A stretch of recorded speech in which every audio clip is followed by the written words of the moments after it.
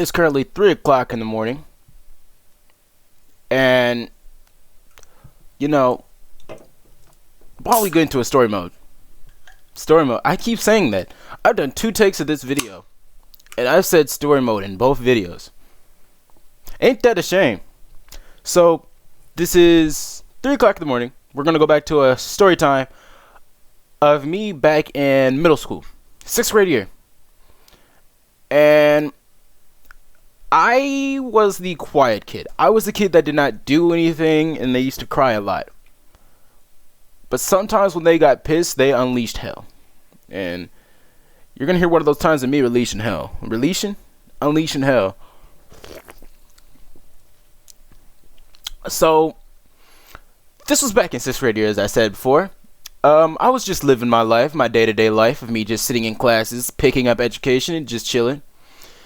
And let's say, you guys all know in life how you guys have that person you do not exactly get along with. I have people I don't get along with. You have someone you do not get along with. And do not try to tell me otherwise, because if you're lying, I can tell. You're lying. But, this started off with some kid. And, you know, middle school kids, they're relentless. Middle school kids will tell you straight to your face they don't like you or how you been or you act funny. You know what I'm saying? Like, middle school kids were relentless. They keep saying high school's relentless. I've been through both, and middle school is the more relentless one. Let me be honest here. One thing I remember was there's this one kid that did not exactly like me.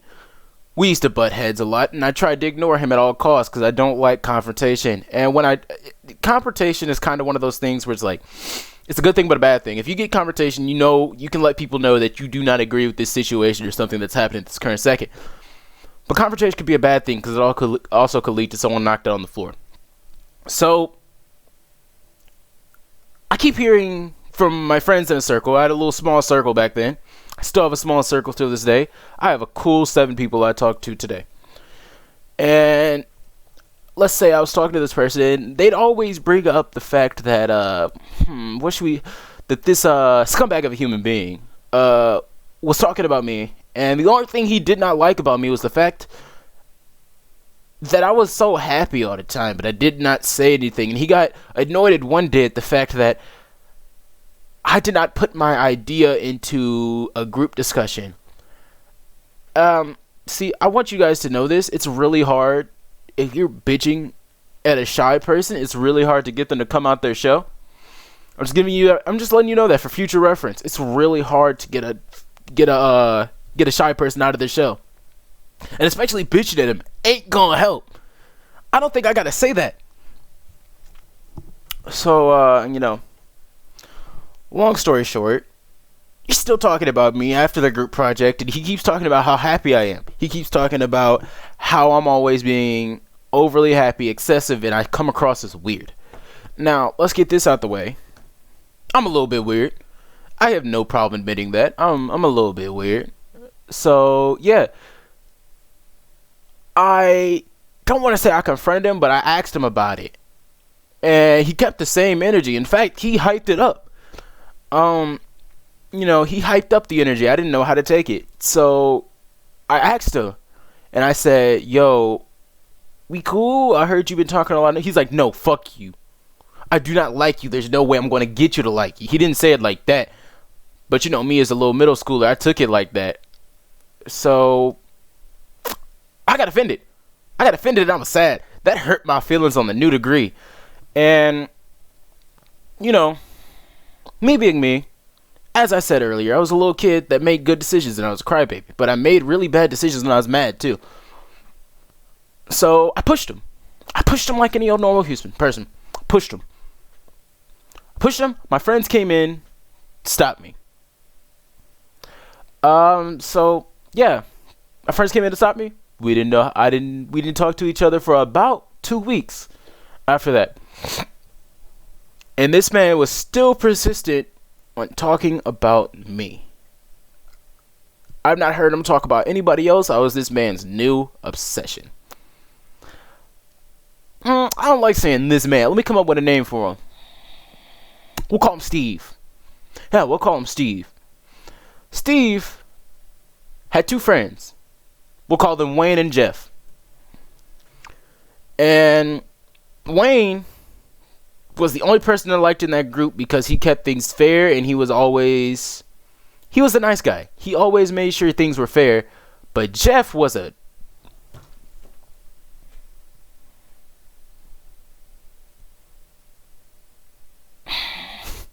I didn't like Jeff.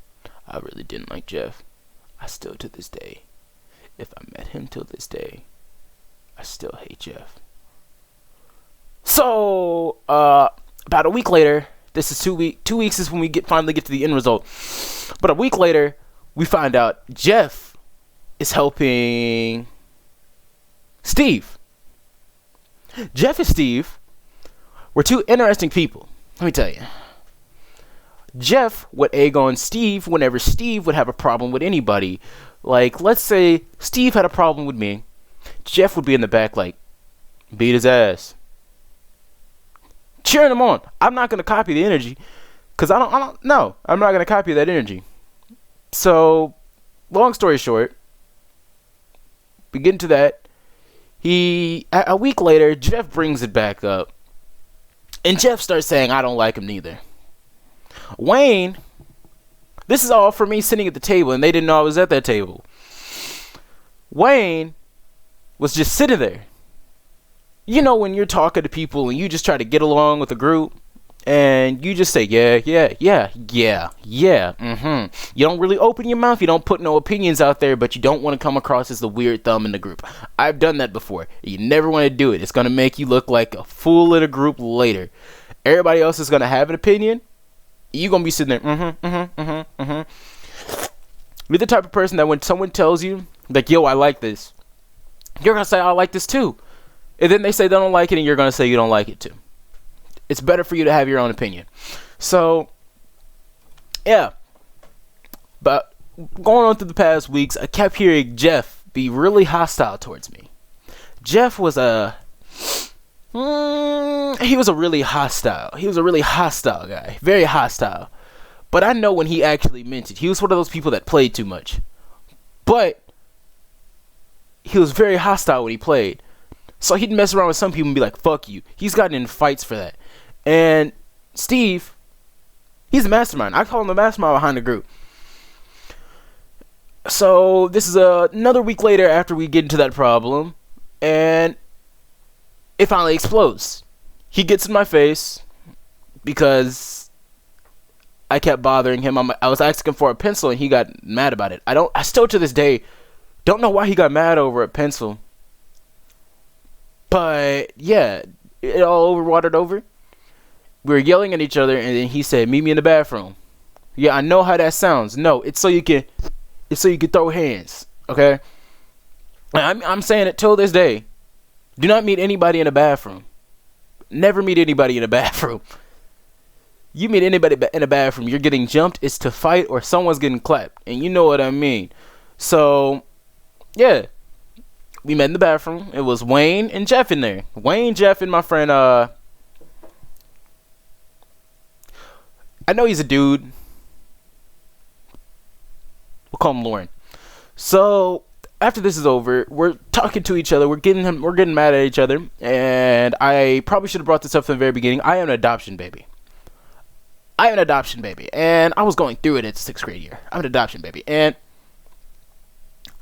till this day, I still get offended if someone brings up my real family. I live with my current guardian right now.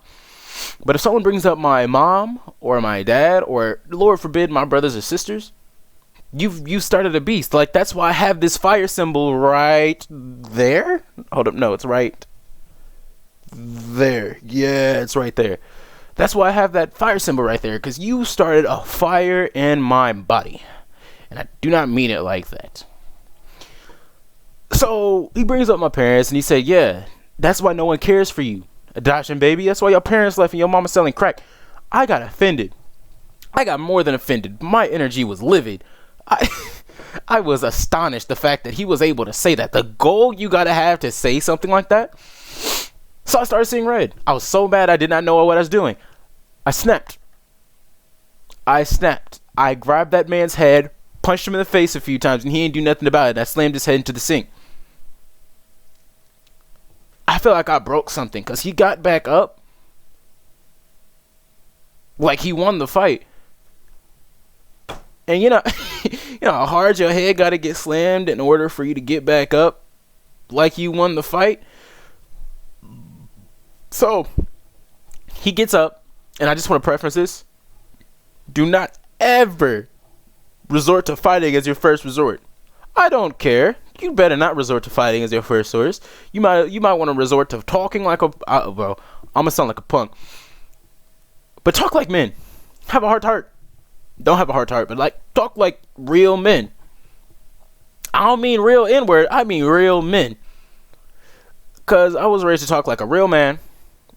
Now I might have a 1v1. I might have a one-on-one talk with you to try to even it out. This guy did not let me talk to him. Whenever I got close to him, it was just fuck you. So yeah, that gave me the indication to take him off. So yeah, he got back up like he won the fight, and I didn't know what to do. You don't get up like you won the fight when your head been slammed in a bunch of stuff that I cannot repeat. And he got up like, I'll whoop your ass. He pretty much got up like that one Tyler video. You know that one Tyler video when he pops his head out the window? I'll whoop your ass. That's why your girlfriend looked like my mom. That's basically what he did. And then after that, we leave the bathroom. He's patting his head like this. It's right around here. And he's crying. I notice he's crying. In the office, I walk by. I go to my class. And I was just chilling in class, doing my work. The only time I did my work in class. And he called. One of the office people called me to go down to the office. I was like, what's this about? Then I actually stopped to think about it.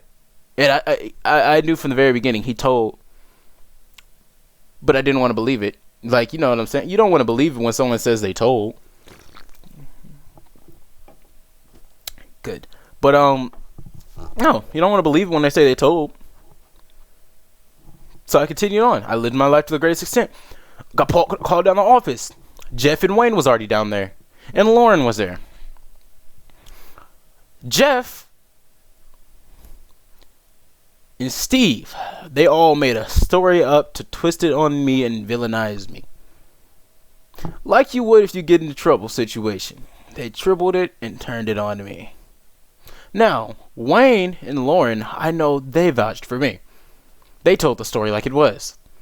Now, I don't know till this day, did they believe me or did they believe Jeff and Steve? I still got in trouble for it. Steve did not get in trouble for it, so I think they probably believed Steve and Wayne. Not Steve and Wayne, my bad. Steve and Jeff, till this day. Now, I don't know. The only thing I learned from this is never choose your fist as your first thing to go to. I never knew that as a first result. I always tried to talk things out like a real man until before middle school. I didn't do that. You're a little kid. You didn't know how to talk like a man. But yeah, I just tried to talk things out like a man. I still do that to this day. I don't fight. So yeah, we all had this civilized conversation later in life, in the high school years. But you know, things happen like that happen. I got home, my mom ripped the skin off my behind. That's all I gotta say. So that's the end of this story mode. I mean, story mode? Ah, Lord. This is the end of this. Like, subscribe, ring that bell. Let me know if you want to see more, because I actually had a fun time doing this. I was stressed about what I want to post. But yeah, like, subscribe. Debbie 2 times out.